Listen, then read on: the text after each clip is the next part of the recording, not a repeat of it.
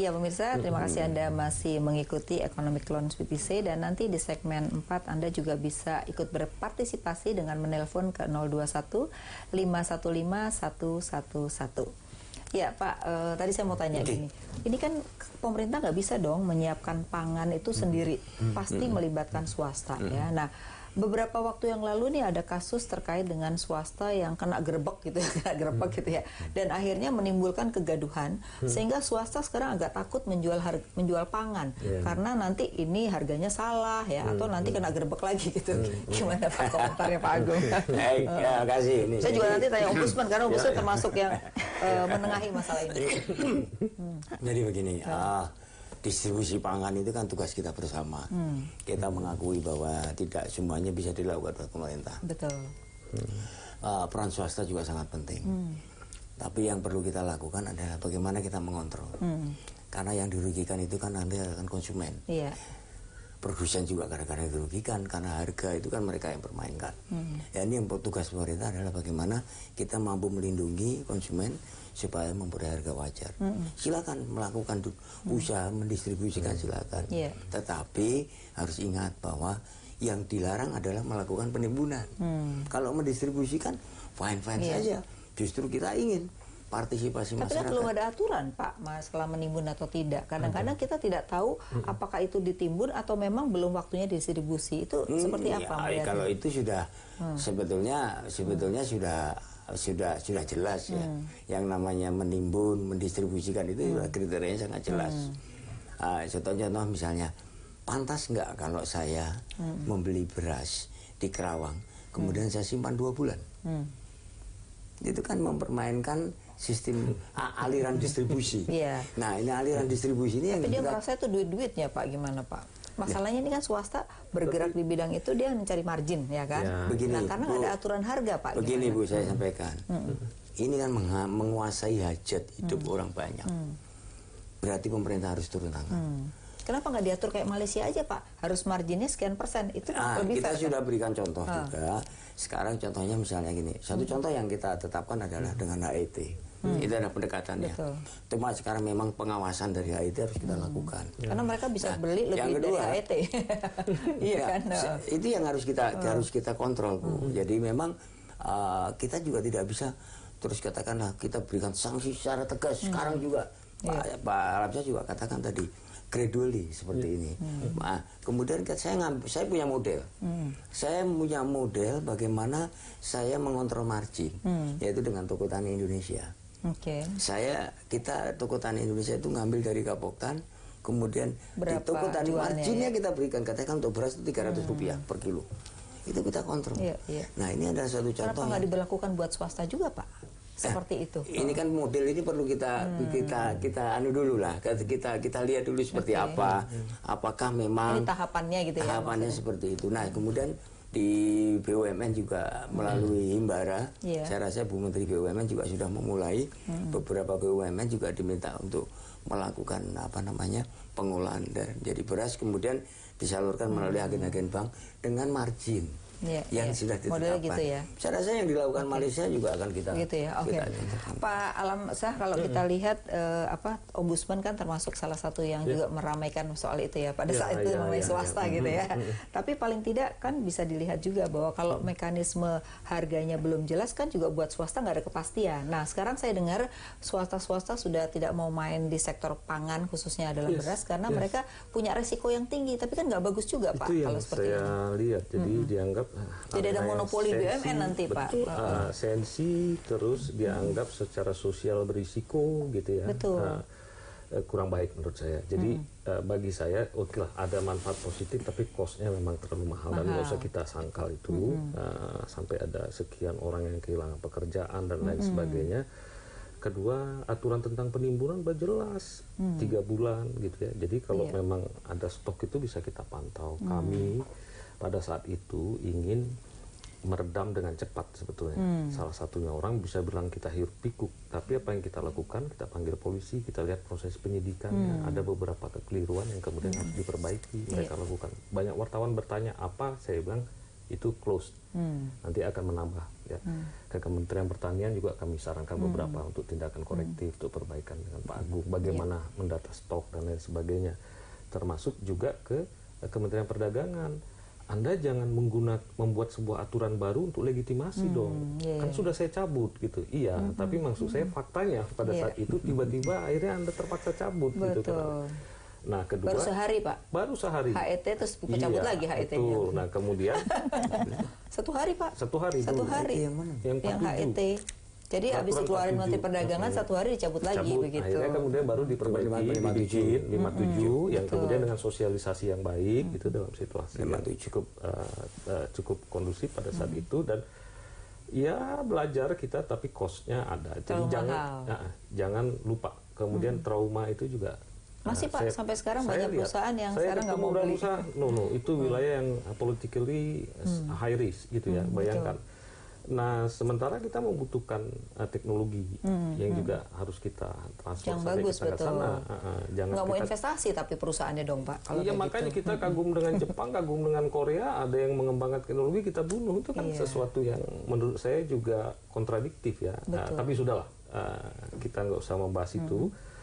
Sekarang bagaimana membuat ini menjadi lebih baik. Satu hal yang menurut saya juga penting ini, terutama untuk Pak Enggar nih ya, itu cepat juga bangun sistem monitoring dari HET ini, supaya orang jangan hanya main-main di kemudian hari gitu ya. Betul. Supaya cepat ada komplain, cepat bisa dipersuasi, tetap terjaga.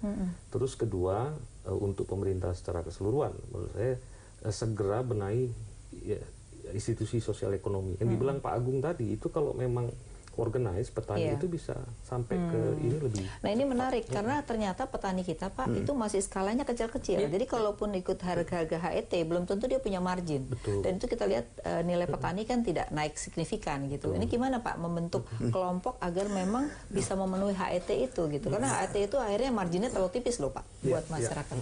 Begini Bu, ini kita masih ngomongin supply nih, belum ngomongin demand. Yang namanya kelembagaan petani itu kan sudah jelas, kita punya kelompok tani, kita punya gapoktan. Itu yang kita perkuat dong sekarang. Mereka bisa melakukan itu. Saya menghitung dengan analisis usaha tani Pak. Itu mereka bisa jual harga beras dari penggilingan itu di bawah 8.000. Di bawah 8.000.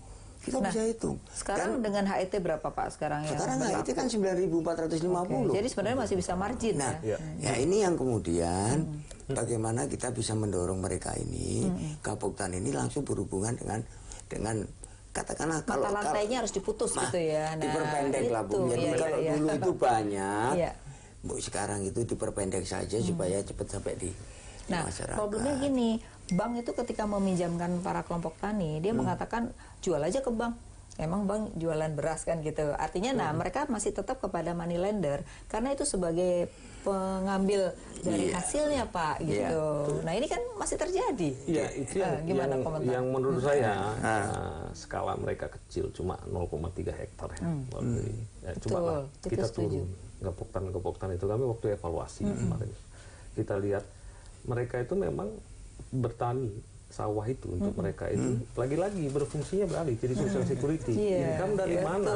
Income dari saudara yang jadi migran. Jadi menurut saya sebelum kita berhasil mengekspan tanah ini ya, itu kita tidak akan bisa membentuk organisasi petani yang kuat. Nah, karena nggak ada insentifnya Pak. Nggak ada, skala ekonomi yang sangat kecil. Walaupun dikasih margin tinggi untuk sampai ke konsumen, tapi perolehan dia per bulan kecil. Nah, saya lihat persoalannya bukan di Pak Agung dan Kementerian Pertanian. Ini adalah program satu di keuangan, kedua di program reforma agraria yang kita jalan di tempat. Belum jalan ya. Saya harus akui tidak saya jadi ingat. Tapi sekarang ada Bu, ini yang terbaru ya, ini kerjasama beberapa ini mohon maaf dari apa-apa. Nanti Ibu masih ada. Ini perlu saya sampaikan. Jadi beberapa kementerian termasuk Kementerian BUMN dan Kementerian Pertanian kita mencoba kalau dulu petani sangat tergantung dengan money lender, katakanlah tengkulak ya. Jadi dia nggak mau harus beli sana. Sekarang ini Himbara itu juga punya program. Mereka memberikan pinjaman kepada petani dengan melalui kredit usaha tani. Ya, jadi KUR itu bunganya 7%. Itu untuk 1 hektarnya 13 juta. Sekitar 13 juta termasuk biaya hidup.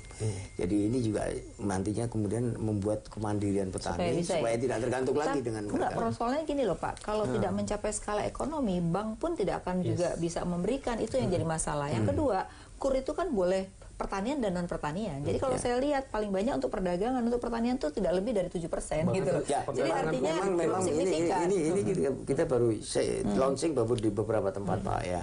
Kita mungkin saat ini lebih banyak masih di Jawa yang mana lahan-lahan mereka sempit.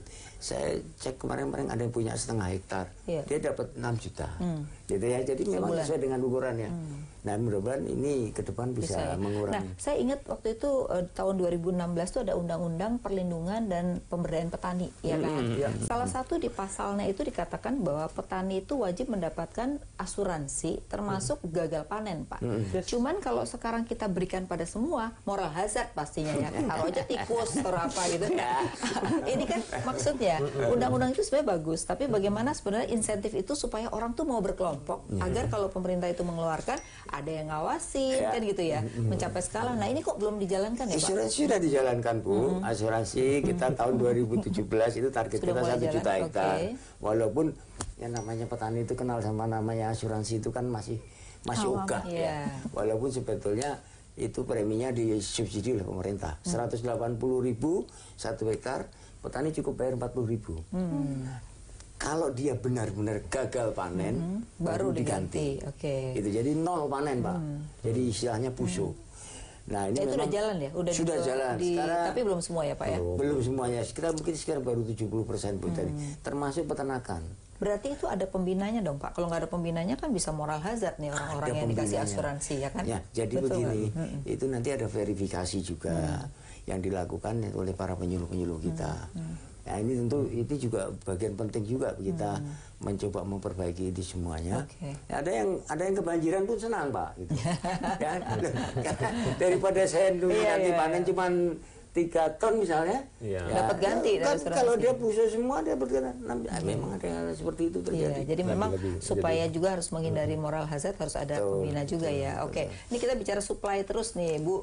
Nanti saya juga akan tanya dari sisi demand juga ya. Jadi tadi pola masyarakat yang suka yang fresh. Kemudian juga kalau kita lihat sebenarnya kenapa walaupun tidak jelang Ramadan, kadang-kadang harga daging naik, kadang-kadang turun gitu. Jadi ini kadang-kadang juga tidak melihat musim gitu ya. Nah kan nggak mungkin operasi pasar bawa sapi ke sana ya. Yang saya lihat operasi pasar itu banyaknya beras gitu ya. Tapi untuk yang daging ini masih jalan. Baik, kita akan break lagi, nanti kita akan lanjutkan. Pemirsa tetaplah di Economic Lounge with IC dan Anda bisa menelpon ke 021 515 111 setelah pariwara berikut ini.